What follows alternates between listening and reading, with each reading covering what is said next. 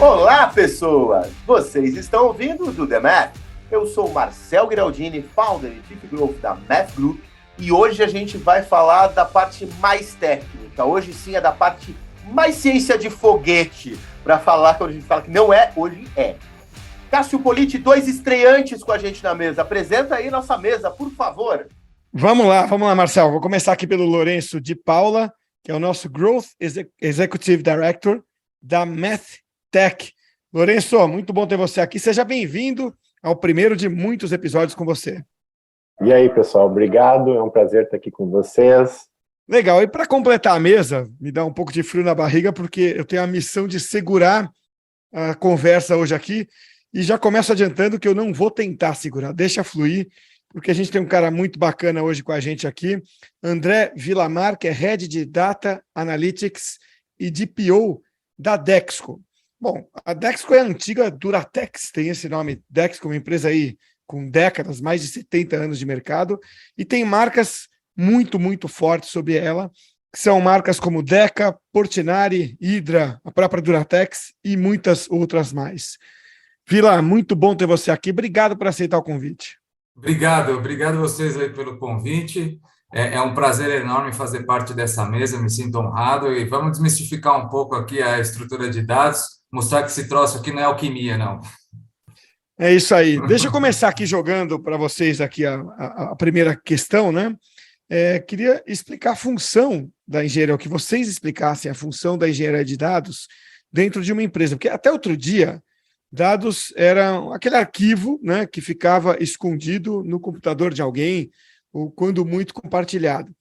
E hoje virou um mundo que traz benefícios, né, agilidade, redução de custo e por aí vai. Então, qual que é a função da engenharia de dados dentro de uma empresa, hein, Vila? Engenharia de dados, você tem que pensar o seguinte, quando a gente está falando de uma estrutura, ela é composta por diversas facetas, né? Uma dessas facetas é a engenharia de dados, né? Ela é responsável por trabalhar a disponibilidade daquele tipo de objeto, ou seja, uma informação, né? Um dado que para a gente a gente lê de forma agnóstica, do ponto A ao ponto B, né? Eu preciso extrair de uma origem e entregar num destino, né? Minimamente. Então, esse trabalho, quando você começa a fazer uma análise um pouquinho maior, você percebe que ele tem uma relação muito grande com uma mineração, né? Por isso, o conceito de data mining, entre outras coisas. Mas se você fizer uma analogia, hoje você tem, poxa, você conseguir extrair um diamante, né? E tem muito essa analogia né, do petróleo, do diamante, até do novo bacon, né? Que a galera brinca com dados. Pô, você primeiro precisa ter um baita de um furo, né? Muito grande para você começar a explorar uma mina, né? E aí, você vai cavocando, até você extrair aquela matéria-prima, que é a matéria-prima, é o dado, né? Você tem todo um trabalho de refinamento. Então, no final do dia, um time de engenharia de dados é o responsável por cavar esses buracos, encontrar essa matéria-prima e começar a lapidar aquele tipo de objeto até que ele possa se tornar um diamante em uma outra etapa desse processo, né? Quando você olha a mineração, você tem diversas etapas, né, dentro desse processo. Então, essa seria a função principal na minha visão. E um segundo momento, acho que vale a pena trazer a analogia para vocês, a engenharia de dados, ela também tem uma função muito importante, uma coparticipação com a governança de dados. Vocês já viram aqueles quartos da galera que é acumuladora, principalmente dos Estados Unidos, né, que é uma loucura, né? Tem até algumas séries no History, no Discovery, né? Puta, é uma zona, cara. Você não encontra nada. Então, assim, a hora que você faz isso, comparado com o museu de leitura lá como é que é, britânico, porra, tudo organizado, né? Sebo do Messias, vamos usar esse cara aqui como exemplo também, você tem uma certa organização. O time de engenharia de dados, junto com o time de governança, ele é responsável por, poxa, vamos lá, vamos pegar todas essas informações do ponto A, vamos trazer para uma camada intermediária aqui, mas não vamos criar o quarto do acumulador. Vamos catalogar essa informação aqui para que quem precisar, em algum momento, ter condições de trabalhar, né? Então, acho que esses seriam os dois pontos que eu gostaria de trazer aqui para vocês. Eu gosto de muitas vezes brincar A analogia primária que eu vi uma vez no evento nos Estados Unidos foi engenharia de tráfego. Mas, assim, eu moro em São Paulo e engenharia de tráfego não é um bom jeito de trazer organização. Então, esse exemplo eu nunca trago. Mas, assim, os elementos a serem criados no tráfego para que ele flua, se não tiver um engenheiro, a ponte não acontece, mesmo não sendo muitas vezes um engenheiro que necessariamente vai lá e misturar o cimento, colocar um andaime e tudo mais. Mas, assim, a organização, cálculo, execução de como é que você tira o fluxo do lado A para o lado B tem que acontecer. E isto, muitas vezes aqui a gente está conversando, o pessoal fala, poxa, como é que começa? Né, o episódio passado, quem ouviu o episódio passado, chama para a TI de um data lake. O usuário de negócio, ele só precisa saber isso mesmo. Né? Tá ali, põe o data lake, a coisa vai acontecer. E aí, magic happens. Não é só isso. Então, tem todo esse trabalho de como é que, apesar de ser um lago, eu consigo minimamente organizar e me entender lá dentro. E eu vejo que a gente simplifica demais em alguns momentos ou complica o que não é para ser complicado, que eu acho bastante engraçado. Aí o cara fala, eu já vi gente complicar a parte que eu acho mais complexa, que é a parte de captura de dados. Você conseguir fazer uma boa captura de dados, garantir que ele está vindo íntegro, garantir que ele está sendo armazenado de um jeito que você não vai perder, para mim é algo muito mais complexo do que muitas vezes, bom, uma vez que já está tudo lá e catalogado, eu preciso tirar um insight. Eu preciso conseguir entender como o meu negócio está se comportando. Então, isso é o meu preâmbulo para a minha pergunta. Você percebe o time menos técnico, vamos dizer assim, Vila, quando olha para isso tudo, ele, por nem conseguir entender a complexidade da parte de engenharia, simplificar o que é engenharia e acabar olhando para a parte mais do insight, mais até da ciência de dados, assim, e achar que ali é muito complexo. Você percebe isso ou isso é sei lá, um recorte que eu acabo tendo porque estou mais dentro dos times de marketing? Não, com certeza tem uma visão simplista de uma tarefa de engenharia de dados, né? Porque no final do dia o cara fala assim, cara, você precisa trabalhar do ponto A ao ponto B, me entrega esse dado aqui, né? Você tem uma solicitação simples, poxa, eu preciso fazer uma análise aqui da minha curva ABC de produto por cliente e canal de venda, né? Pô, bacana.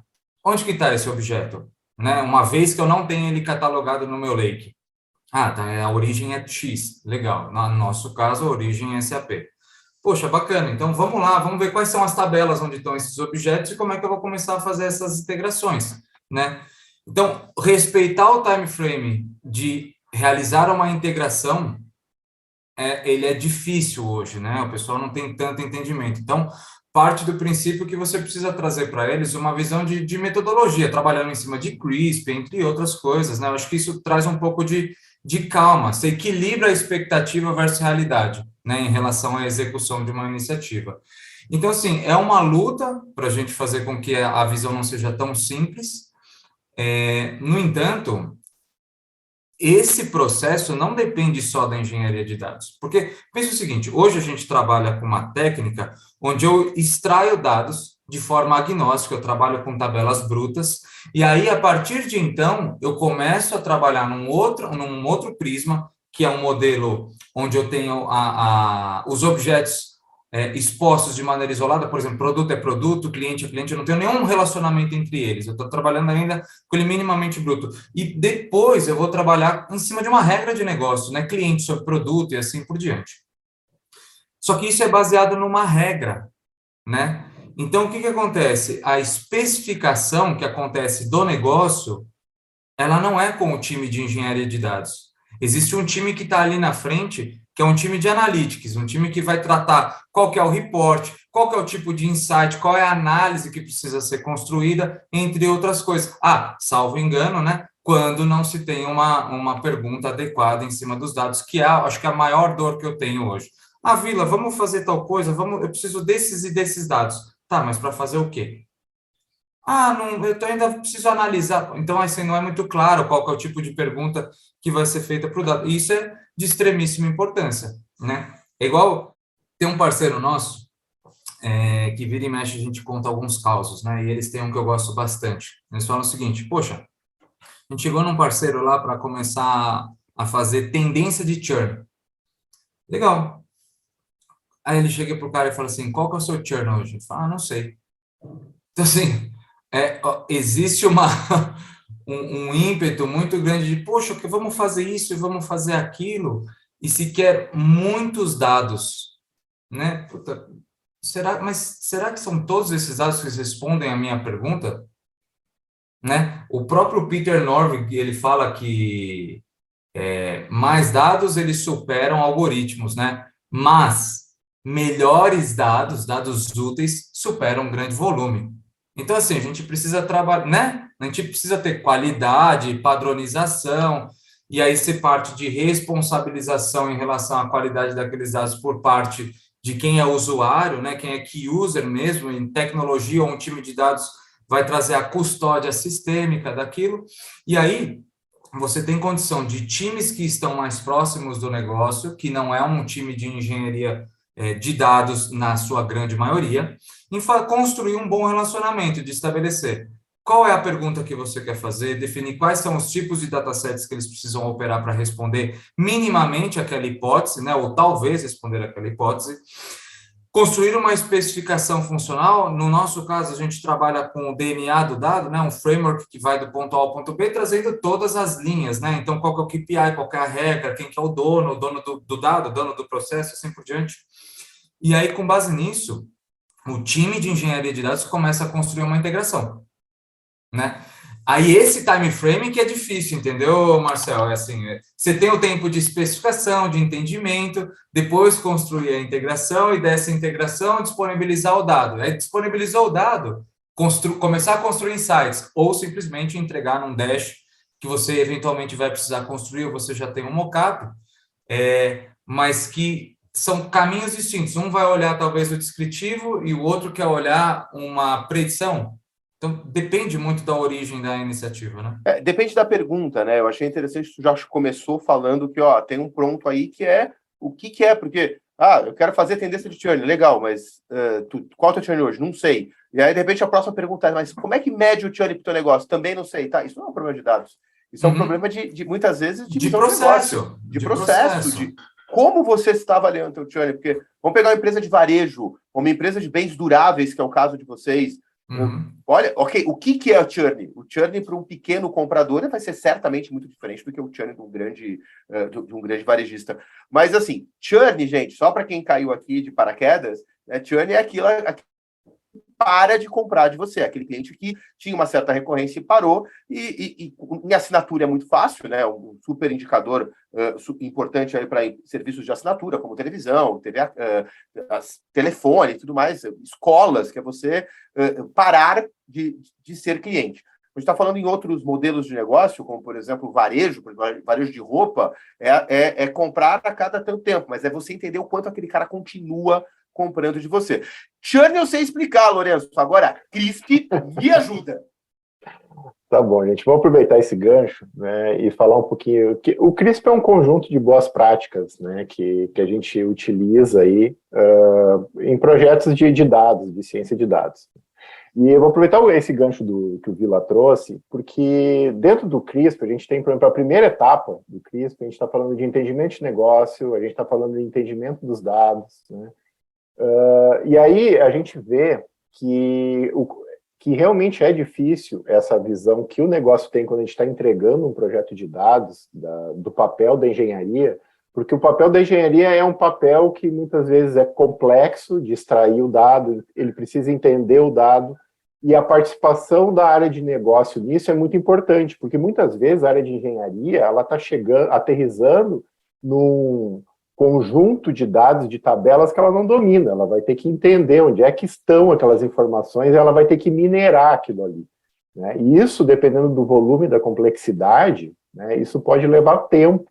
E a área de negócio, muitas vezes, ela está visualizando só o resultado final, né, que é os indicadores, as simulações, as análises, sejam elas preditivas ou não, que ela vai consumir, né? Mas existe todo um trabalho aí de engenharia que é para montar esse alicerce, né?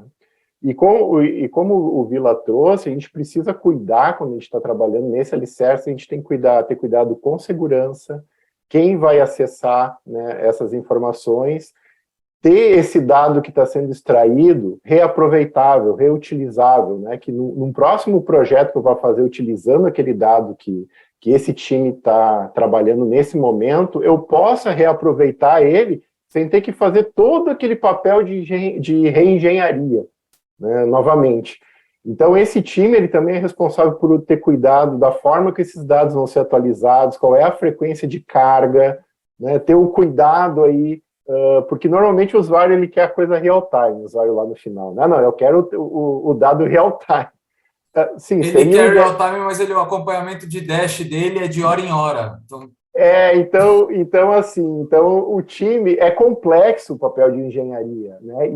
E ao longo os projetos de dados eles existem há bastante tempo, mas o papel da engenharia vem ficando cada vez mais complexo, né? Porque as fontes de dados elas estão cada vez mais complexas, o volume de dados ele é cada vez maior, né?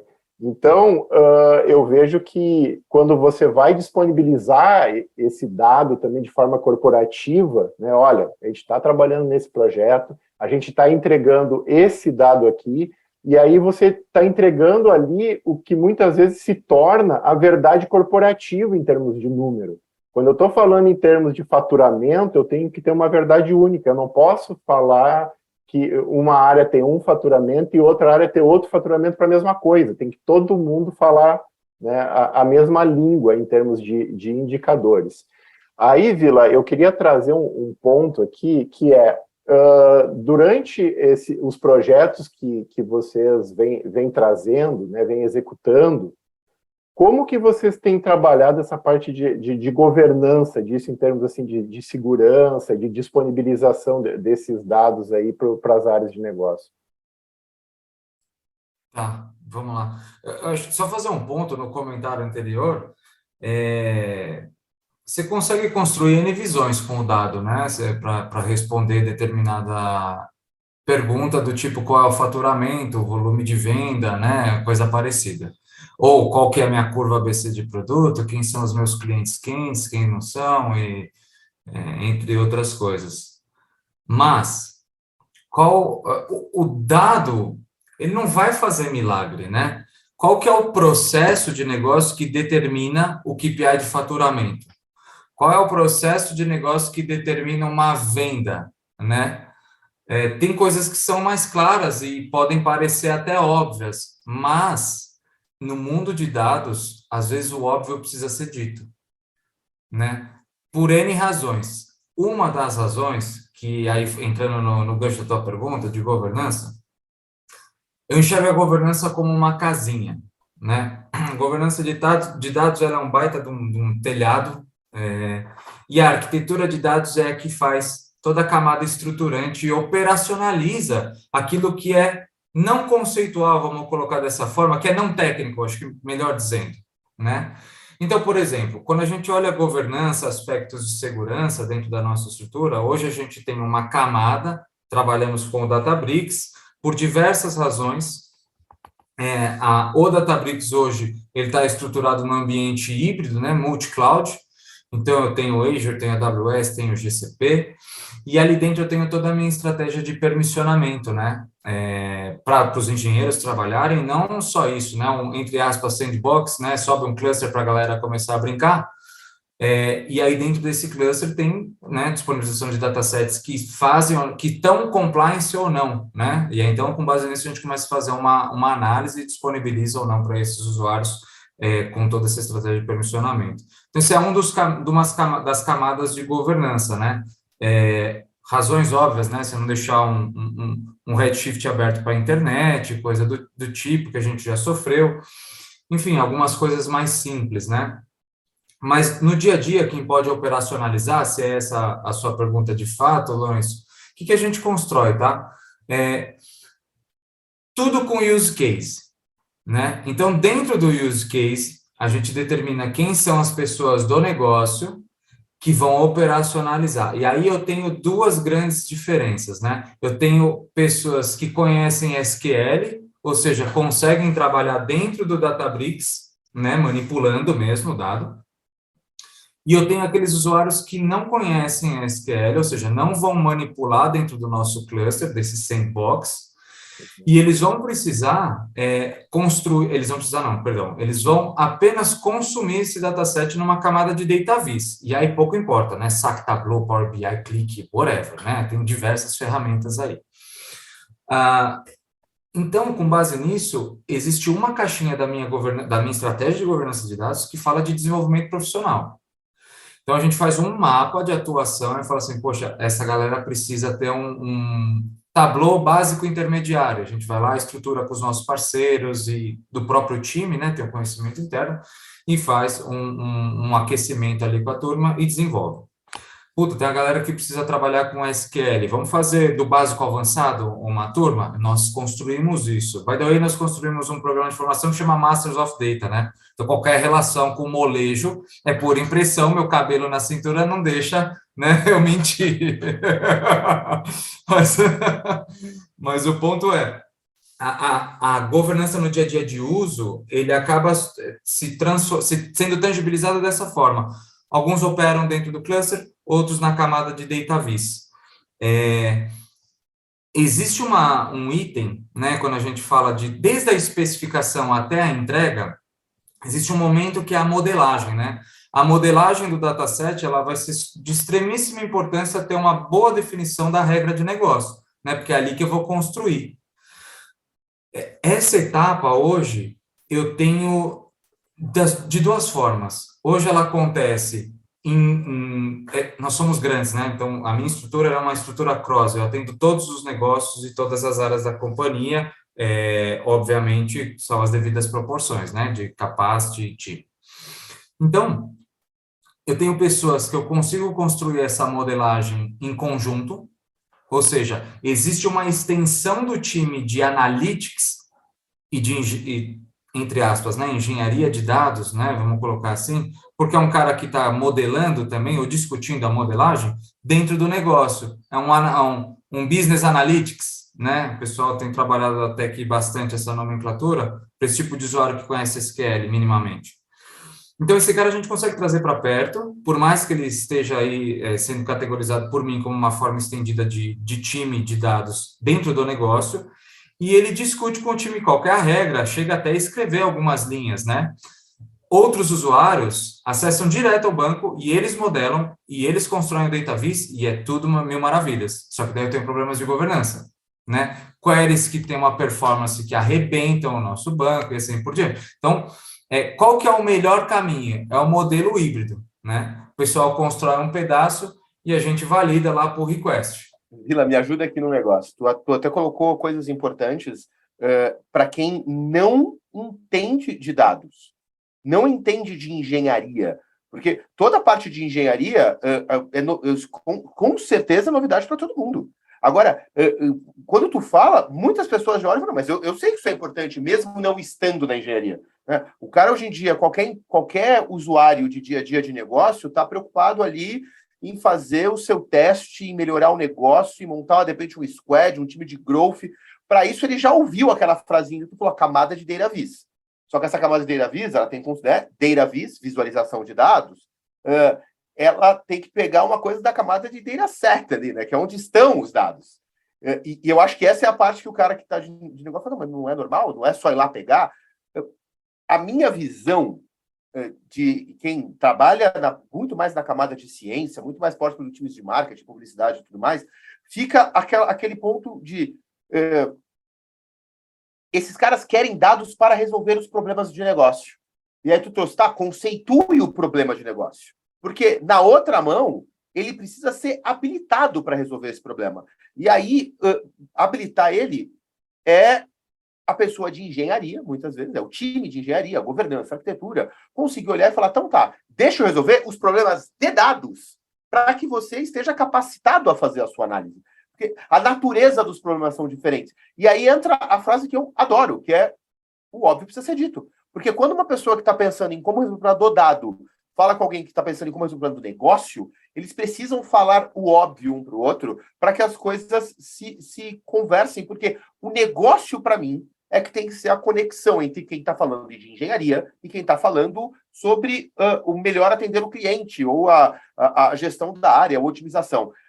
Na tua visão, o que é essa conexão entre engenharia de dados e o negócio? Como se dá essa conexão? É sim pelo negócio em específico, ou tem alguma metodologia, ou você tem outros tricks and tips que a gente pode usar? Honestamente, hoje eu vejo uma conexão parcial, talvez, porque depende muito de como que você está organizado dentro da estrutura de TI, né? Hoje a gente tem condições de trabalhar mais ou menos no backstage, né? Vamos colocar assim, o time de engenharia de dados ele está posicionado hoje no backstage, e eu tenho outros times que fazem o front business, né? Então são pessoas que fazem o relacionamento com o negócio, definem o que é para ser feito, o que não vai ser feito, né? E constroem minimamente uma especificação, né? Ou um desejo.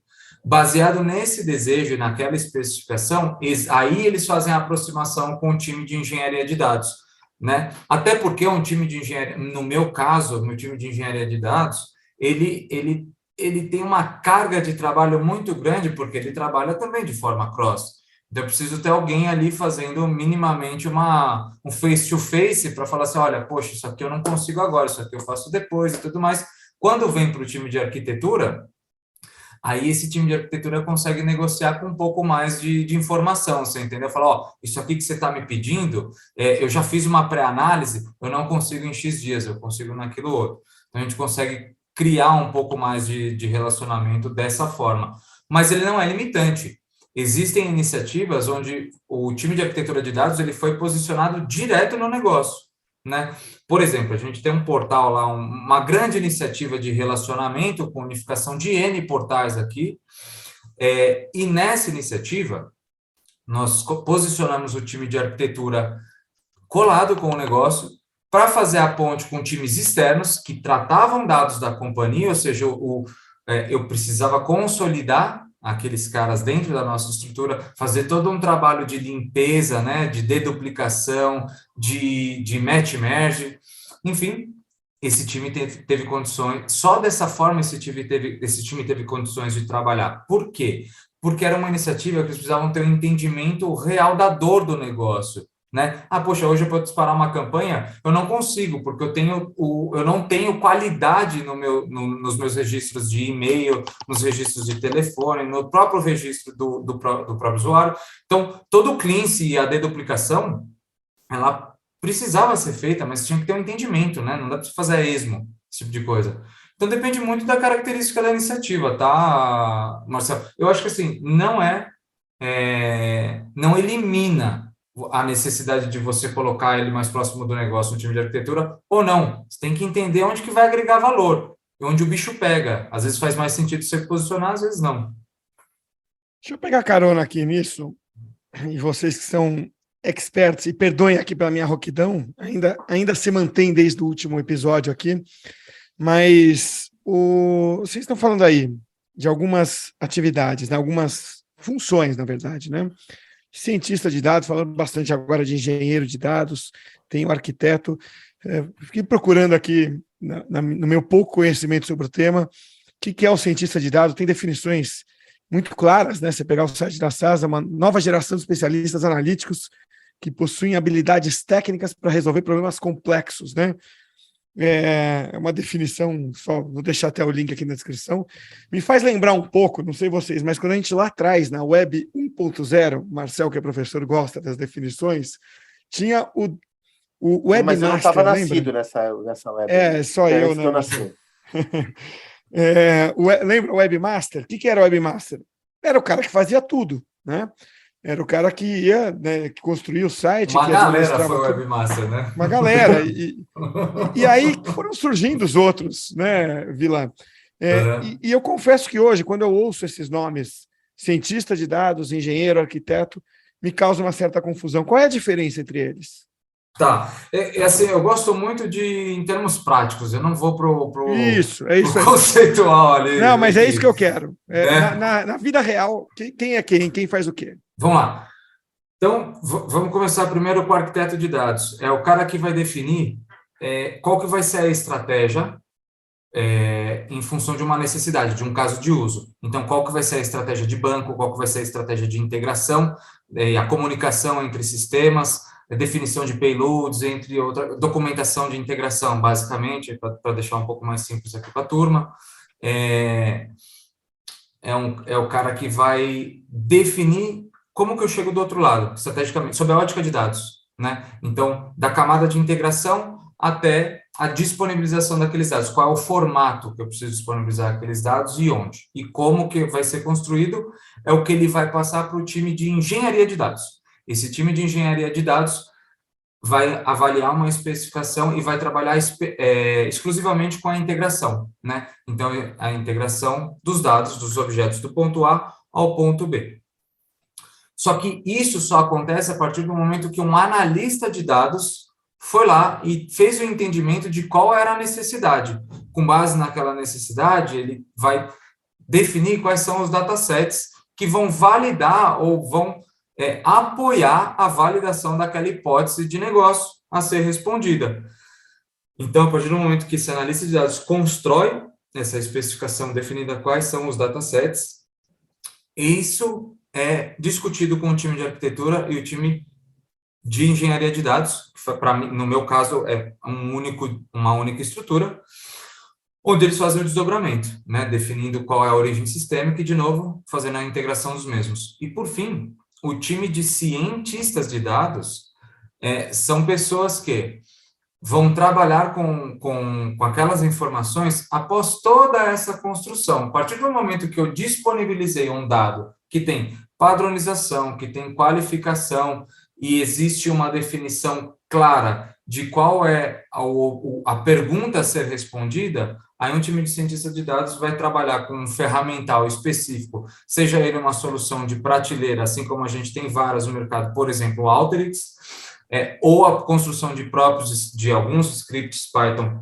dentro da sua própria, sem utilizar ferramenta externa, né? Ou seja, ele mesmo construindo, vai desenhar alguns modelos para validar alguma hipótese, para traçar alguma tendência de mercado, tendências de vendas, entre outras coisas. Então, o cientista está olhando mais para o futuro. Você tem um outro time de business intelligence que está olhando o descritivo. Então, pega todo aquele conjunto de dados que foi disponibilizado, de novo, pelo time de arquitetura e engenharia de dados, e esse cara vai construir um KPI, vai construir um dash baseado naqueles KPIs que foram definidos pelo negócio, né? Que está olhando o passado para, na melhor das hipóteses, né? Tomar uma decisão, não para corroborar uma decisão já tomada, né? Porque daí esse é a pior coisa que pode acontecer, mas eventualmente acontece.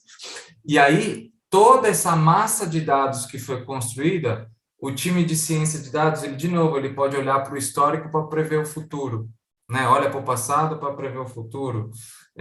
Então, assim que a roda meio que gira, né? Trazendo, de novo, de uma forma resumida, especifica com o analista de dados, levanta qual é a hipótese, traz para uma camada de integração com o time de engenharia, entrega isso para uma camada descritiva, a construção de dashes, construção de data vis, e depois você vem para uma camada de ciência de dados, né? Depende muito de qual é a natureza do projeto. Deixa eu fazer meu resumo aqui, eu vou jogar o Lourenço numa roubada. Eu já estou avisando, se prepara. Ó, deixa eu ver se eu entendi. O arquiteto entrega papel, é como os sistemas se organizam e os dados ali dentro, como é que eles têm que fazer. Aí o engenheiro, ele vai construir o fluxo desses dados, como ele tira de onde está, passa por esses sistemas, ele para no lake, ou se vai para o stage, quer dizer, como é que isso vai acontecer. Para que ele realmente faça, um analista vai lá e vê aqueles dados, qualidade do dado, se ele condiz com o negócio, se é aquele dado mesmo que compõe aquele KPI que ele precisa fazer.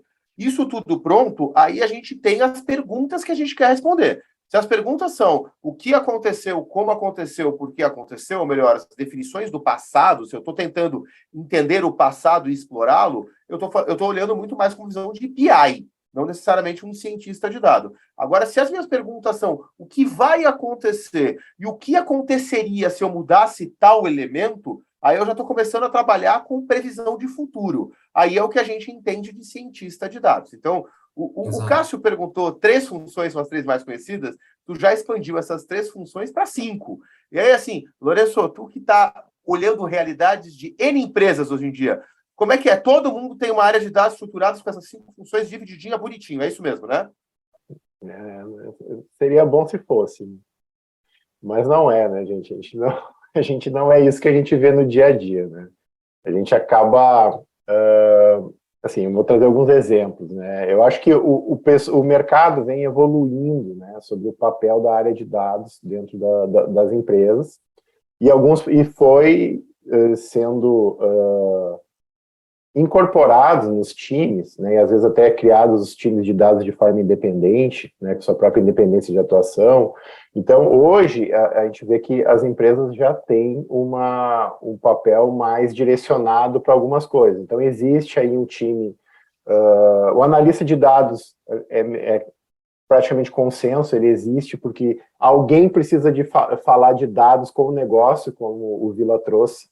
Então, essa interlocução é muito importante porque ela é quem muitas vezes vai definir o resultado lá no final, né? O que vai sair lá no fim do trabalho de todo esse time. O analista de dados acaba desenhando muito em termos de solução que é entregue, né? Então, ele tem um papel bem importante nisso. Ele consegue ter uma interlocução de tecnologia com o negócio, porque, afinal de contas, no final do dia, a gente está entregando assets, né, para o negócio. É para isso que a gente está desenvolvendo tudo isso com metodologia e time. E a engenharia de dados também vem vindo nesse sentido, né? Como se tem uma complexidade bastante grande das fontes, os volumes de dados muito grandes, né, trabalhando junto também com a arquitetura nesse sentido para selecionar as melhores tecnologias, para a empresa não tem bala de prata, né, a arquitetura precisa entender o que é a necessidade que o negócio tem e desenhar a tecnologia de forma que atenda a esse negócio, como o Vila mesmo trouxe, né. O que a gente viu muito acontecer é que quando deu esse boom de ciência de dados, né, todo mundo queria contratar cientista de dados. Então se contratou cientista de dados e hoje ainda existe alguns... Até para fazer integração, né?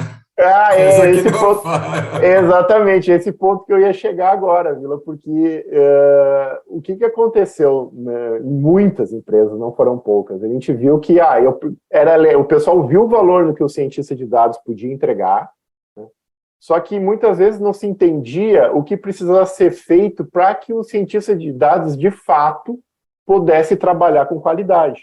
Então, a gente viu que projetos de ciência de dados iniciados no passado, né, hoje eu acho que isso mudou um pouco, já está mais maduro, né, o pessoal já tem uma noção um pouco melhor, mas no passado a gente via cientistas de dados fazendo engenharia de dados, porque eles não conseguiam trabalhar com o dado que estava disponível, então eles precisavam colocar uma camada de engenharia trazendo todos aqueles pontos que o Vila já comentou, de limpeza, né, de deixar o conjunto de dados ali pronto para que o cientista pudesse trabalhar, né? Então, hoje, né, eu acredito que as coisas amadureceram nestes papéis. Não são todas as empresas, na verdade eu vejo que são poucas as empresas que têm essa visão como a que o Vila trouxe de organização e de papéis bem desenhados, com até onde vai o papel de uma pessoa, de um perfil, e até onde começa outro, né? E então eu vejo que, mas é um caminho que a gente vê que ele tá se construindo para ir para onde o Vila trouxe. Eu não lembro qual que é a estatística, aliás, eu não sei qual é a estatística hoje, tá? Mas eu me lembro que no passado, coisa de 2 anos, mais ou menos, acho que a Gartner, enfim, os Big Four aí de consultoria, já apontavam que mais de 80% do trampo de um cientista de dados era consertando o dado. Então, assim, hoje está claro que para a gente desenvolver capacidade analítica, tanto no time técnico, mas mais importante do que isso, no time de negócio, não é uma questão de escolha, é uma questão de sobrevivência. Então, não adianta eu ter o melhor engenheiro de dados, o melhor cientista de dados, se também do outro lado eu não aprimorar a minha capacidade analítica, eu não dar condições de uma galera aprender SQL também para manipular aquilo ali, não sobrecarregar o meu time, e eu também dar autonomia, né? O famoso como é que o pessoal fala bastante? Data Citizen, né? Então, assim, eu preciso desenvolver essa turma. Então, não é uma questão de escolha, é uma questão de sobrevivência. A gente precisa, na competição analítica, que ela já existe há bons anos, né? Lembrando um pouco do que o Cássio comentou aí do Webmaster, né? Da versão da Web 1.0, a competição analítica ela já estava rolando naquela época, entende? Só que, assim, hoje eu não vou escolher participar de uma competição analítica. Se eu não participar, eu estou morto dentro do mercado. Eu preciso me tornar analítico anyway. Esse é o ponto-chave. Eu gostaria de encerrar esse raciocínio da seguinte forma. Não adianta a gente ter a melhor técnica ou o melhor algoritmo. O uso de dado confiável, ele é primordial. Então, não adianta eu ter a melhor plataforma, a melhor serviço de integração, a melhor plataforma de repositório de dados, como eu comentei aqui, o que a gente utiliza, a melhor estratégia de segregação desses dados para consumo, né, para eu esfriar ou deixar um dado quente, melhor estratégia e serviço para trabalhar com bets, para trabalhar com streaming de dados, melhores ferramentas de data viz, eu posso ter tudo isso, mas se o meu usuário não confia naquele dado, e se o meu time também não confia naquele dado, de nada valeu. Né? Eu estou colocando uma bala de grana e ninguém está extraindo valor. E o valor... Aí só teve o custo, né? Só tive todo o custo, que não é barato, e o valor potencial, que é a decisão certa tomada, não vai ser. O cara não confia, não vai tomar decisão. Mas aí custo tem um outro desdobramento, porque uma estrutura de dados ela é vista como uma área de custo, e eu acho que no começo ela é isso mesmo, ela vai ser uma estrutura de custo, mas depois não é que ela te faz ganhar mais no primeiro momento, mas depois ela deixa de perder. E aí o trade-off disso, a partir do momento que eu estruturei, tem uma camada de mineração muito bem definida e ferramentas que me aportam condições mínimas necessárias para tal, aí sim eu começo a extrair valor com camada de analytics, né? Next Best Offer, entre outras coisas. E aí sim, trabalhando com ciência de dados aplicada, aí eu tenho possibilidade de trazer incremento de receita dentro da minha estrutura. Mas, de novo, se eu não tiver um dado confiável, não tiver um processo definido, porque dado é processo, vamos combinar que o dia que ele não for, eu fecho a porta aqui da minha oficina e paro. É o que eu estou fazendo. Então, a partir do momento que a gente tiver um processo muito bem definido e confiabilidade, certamente a gente vai chegar do outro lado. Vila e Lourenço, deixa eu trazer uma pergunta de quem que deve estar meio óbvia para quem nos acompanha no podcast, porque a gente trouxe agora, de novo, o elemento das pessoas estarem capacitadas em algum nível para conseguir ou manipular, ou entender. A gente já tem a moda há tempo do self-service BI, e aí não adianta só liberar ali o Power BI que as pessoas vão saber fazer e tudo mais. Quando a gente começou o podcast, e eu trazia o pessoal aqui que eu já sabia até a resposta, perguntava, tá, mas como é que é a cultura de dados? Vi uma resposta, não, começou como startup, né? E assim, ó, o CEO tem, o founder tem acesso ao banco, o founder faz SQL. Mas assim, alguns episódios atrás, a gente trouxe o pessoal da Claro aqui. Não, a gente tem uma estrutura de ensinar os caras da área de negócio a trabalhar. E trabalhar com o quê? Cara, de Excel a Tableau, passando por Power BI e ClickView. Então, tem coisa ali que não precisa de nenhum tipo de análise, mas tem coisa que precisa de muita. Precisa de alguma visão técnica. Aí tu trouxe agora, olha, né, de novo, a Dexco, não estamos falando de uma startup. Dexco, manufatura, toda a parte fabril. Então, a gente está na análise, o jogo está na análise, e a gente precisa habilitar as pessoas. A visão do podcast é falar muito mais com gestores de negócio. Então, no lugar de fazer a pergunta habitual que eu faço quando a gente está fechando o podcast, que é, segundo podcast que eu não faço habitual, hein, Cássio? Estamos inovadores. Que é, qual é o seu principal indicador? Que indicador você avalia? Eu vou perguntar para vocês dois. Tirando o fato de liga para o Lourenço e pede ajuda, porque essa é a resposta que eu gostaria, essa não vale, tá, Lourenço? Não vale o liga para mim. Eu estou aqui olhando, eu sei que eu preciso fazer isso, mas eu não olho para o meu time de negócio no dia a dia, o pessoal ainda tem medo do dado, ele ainda acha que, não, mas que vai me complicar, não é isso. Qual é o primeiro passo que vocês indicam porque esse gestor procure para fazer? Qual é a primeira ação? Cara, teu time ainda não sabe dado, ainda está com medo, vai por esse caminho que a coisa melhora. Qual é a indicação de vocês? Eu acredito que começa pequeno. Eu acho que é muitas vezes eu acho que tem um problema que acontece nos projetos de dados, porque os projetos de dados são complexos, as pessoas precisam entender isso. O projeto de dados, ele tem sua complexidade, como o Vila trouxe, ele exige metodologia, você tem que ter uma visão mais completa do que a organização precisa, mas você não vai conseguir fazer o projeto todo de uma vez só. Você vai precisar ir criando ondas de implementação. Então, o que eu posso sugerir nesse sentido é, pega a dor maior, quais são o indicador, o grupo de indicadores e análises que tem uma dor maior. Vamos falar em dados práticos, normalmente o pessoal quer começar por venda. Vamos começar por análise de venda, faturamento, margem, lucratividade, ranking de vendedores, esse tipo de coisa, para pegar um exemplo de dia a dia. E começa a implementar o projeto em ondas nesse sentido. Faz as entregas de forma incremental, usa a metodologia ágil, né, vai entregando e já tendo resultado, as pessoas vão utilizando, deixa as pessoas utilizarem,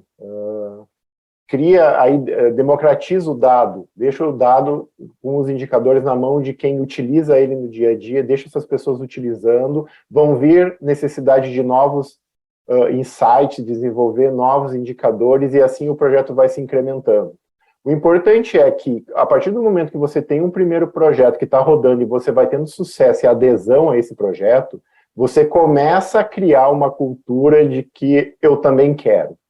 Que é aquela coisa que a pessoa que está ali do lado, que não tem acesso a análise de dados, seja ele do Power BI, Tableau, o dashboard e análises mais detalhadas da forma que for, ela sente que ela também precisa daquilo.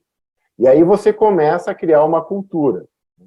Nesse sentido, eu acho que é importante que vão surgir problemas do dado na empresa nesse começo. A pessoa vai ver que tem dado errado, tem coisa que está cadastrada errada no RP, o pessoal vai entender que eles estão tomando decisão em algum indicador, seja no Excel, onde ele esteja, que as pessoas acham que a composição daquele indicador está feita de uma forma ali no Excel, mas no fundo ela está feita de outra, e a pessoa vai ver que eles estão tomando decisão em cima de dado errado.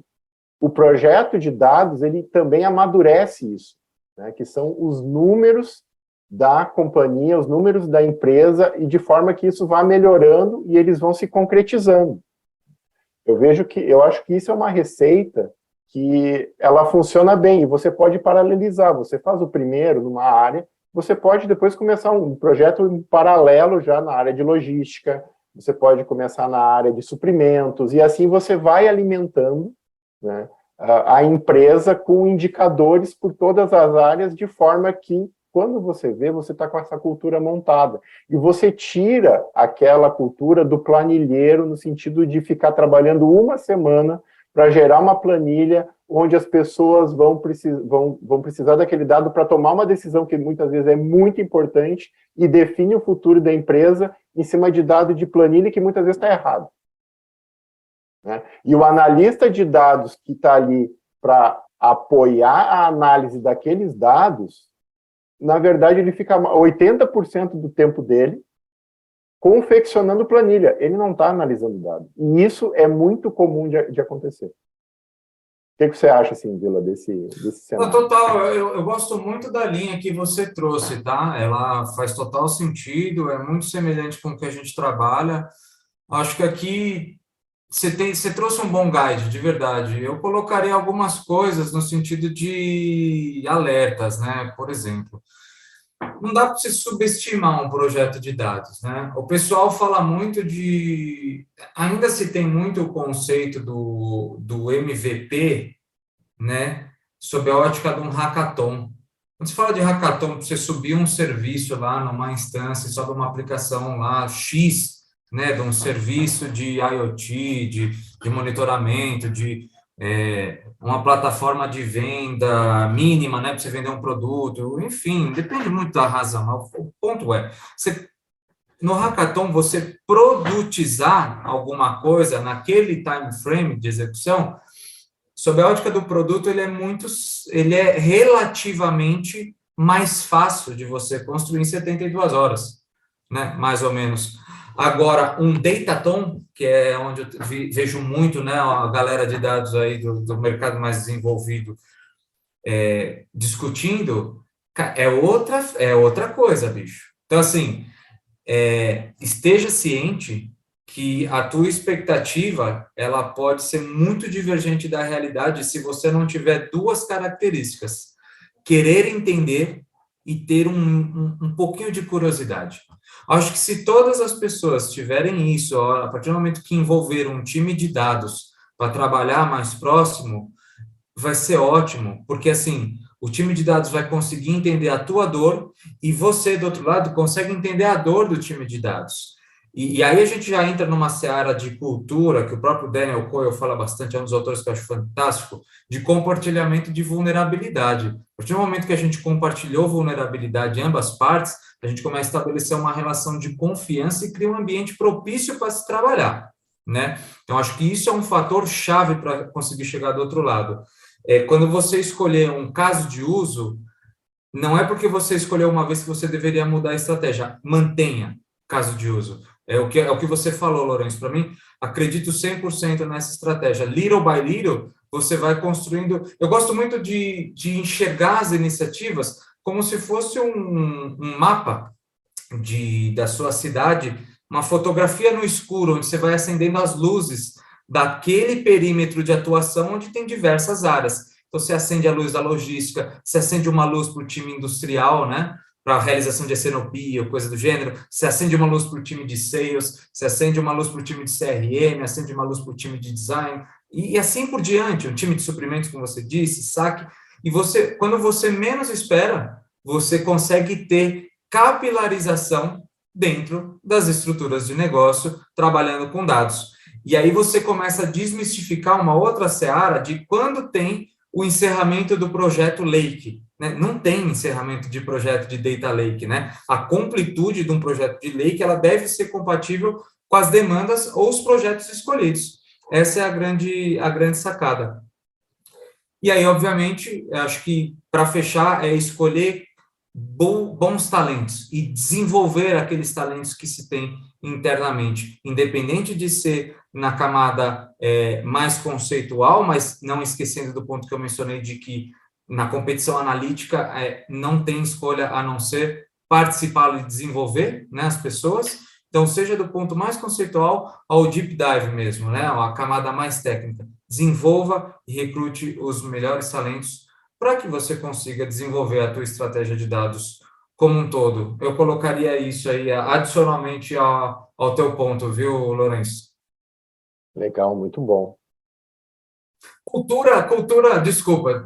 Não, eu falo de cultura é um negócio louco. Não, é que tudo é cultura no final do dia, não é? Como eu comentei, não adianta a gente falar sobre qual que é a melhor plataforma de engenharia de dados, né? Qual que é a melhor estratégia de banco. Tudo bem, isso faz parte, isso não é menos importante. Mas se eu não desenvolver cultura, se eu não trabalhar o modelo mental da galera nesse sentido, cara, você vai dar murro em ponta de faca. Só para te complementar, Vila, muitas vezes desenvolver cultura não é sair ensinando SQL Server para todo mundo.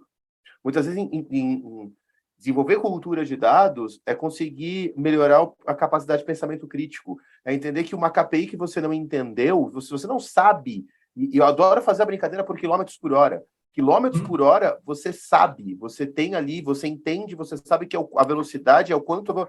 Então, tu consegue... É uma coisa super fácil, a pessoa entende a fórmula, porque né, a velocidade ali está daquele jeito. Agora, por exemplo, pressão de óleo, cara, só quando é aqueles carros esportivos que aparecem, em todos os outros carros é a luz vermelha. Cara, assim, ó, não vai dar para tu entender. Então, assim, ó, deu ruim no óleo, para. E tá bom. Porque a gente tomar decisão sobre aquilo que você não sabe como é calculado, você não sabe qual é o parafuso que você tem que mexer um dos dois fatores daquele negócio. Então, muito de cultura de dados não está em aprender SQL. Muito em cultura de dados está em ter clareza do indicador, entender bem o teu negócio e saber como você está calculando aquilo. Porque se você não souber o cálculo, você não sabe como está a decisão. Eu super concordo. Assim, quando você olha a operacionalização de algumas atividades, ela tem a sua camada técnica, que pode, obviamente, dentro da TI, por razões óbvias, você vai ter isso, mas dentro das áreas de operação no negócio, elas precisam ser desenvolvidas, né? Sim. Em algum momento, porque existem pessoas que você precisa, até por uma estratégia de capilarização, de democratização, de distribuição de esforços também, né? E velocidade, né? Capacidade de você executar alguma coisa. Então, isso é importante. Mas existe um termo que eu colocaria também no discurso, no guide do Lourenço, que eu acredito bastante, a partir do momento que você construiu e as luzes começam a acender, né, nos casos de uso, e as hipóteses começam a ter valor, não deixa que iniciativas, dado vai começar a escancarar uma série de outras oportunidades de projetos, né? Como trabalhar com Master Data, por exemplo, né? Que é uma das frentes que eu cuido. Então, não se limite ou seja, esteja aberto a novas oportunidades que o dado possa te oferecer, tanto para projetizar alguma coisa no sentido de resolver, quanto também a oportunidade para você trazer um incremento, né? Mas eu acho que é importante também a gente não esquecer de letramento, de alfabetização de dados. Se é de comer ou de passar no cabelo, entendeu? A galera começa a entender um pouco mais esse cenário, as luzes começam a ser acendidas, você começa a ter desdobramentos de iniciativas em camadas de analytics, em camadas mais estruturantes de data, mas aí você está entrando numa camada projetizada, uma camada mais técnica, e a camada de cultura? Não dá para esquecer. A gente precisa desenvolver a galera, entendeu? E aí é o ponto que eu comentei. Vamos explicar o que é dado, né? De onde vem, para onde que vai, o que esse troço funciona, como é que funciona um pensamento analítico, pensamento lógico. Enfim, o data literacy nada mais é que um conjunto de procedimentos envolvendo pessoas e competências mais técnicas para você conseguir adquirir aquele conhecimento como um todo e aplicá-lo, né? Então, a gente precisa desenvolver a galera, eu acho que esse é o ponto. Acho que conhecimento nunca é demais nesse novo mundo. E, gente, falando em conhecimento, eu sei que eu falei que hoje ia ser ciência de foguete, mas acabou não sendo, né? Quem chegou com a gente até aqui, muito obrigado. E, assim, antes, óbvio da gente encerrar, Lourenço já está convidado para o nosso podcast de Data Mesh. A gente vai fazer mais um aí, falando um pouco de metodologia, de o que é um produto de dado. De qualquer forma, como é que o pessoal te encontra, Lourenço? Quais são as redes? Onde é que consome os conteúdos sobre dados que são produzidos aí por você e pelo time? Pode me contatar via LinkedIn, né? E a gente tem o próprio site da MEF, né? A gente tem bastante conteúdo saindo lá, e-books, enfim, tem o nosso Instagram, da mef.social também, sempre tem conteúdo, e pode fazer contato comigo via LinkedIn, tá? Perfil, manda pergunta, ou se quiser fazer contato, tô à disposição. Adorei, gente, muito bom participar, e gostei muito, viu? Foi muito enriquecedor para mim esse podcast, viu? Obrigado. A gente que agradece. E, Vila, você vai voltar aqui, o papo foi muito bom, mas até lá, onde é que o pessoal consegue te encontrar e quais são as melhores redes aí para te contatar ou para consumir conteúdo que você produz? Tá bom, valeu pelo convite mais uma vez aí, Marcel. Muito feliz e honrado em participar. Quem quiser bater um papo comigo, é só procurar lá André Vilamar no LinkedIn. Pode me chamar de Vila, que é como a galera conhece. E a galera pode entrar em contato comigo e a gente bate um papo a respeito do tema. Tá, gente? Por hoje é só. Valeu!